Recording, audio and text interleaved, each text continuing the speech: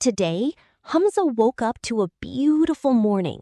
His mom prepared a very delicious and warm breakfast for him.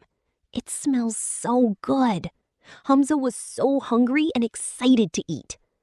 He was just about to take his first bite. But wait, he stopped. He remembered something super important. Do you know what it is? Yes, he must say the special dua before eating. We say the dua to ask Allah to put barakah and blessings in our food. Come on, friends, let's say the dua together with Hamza.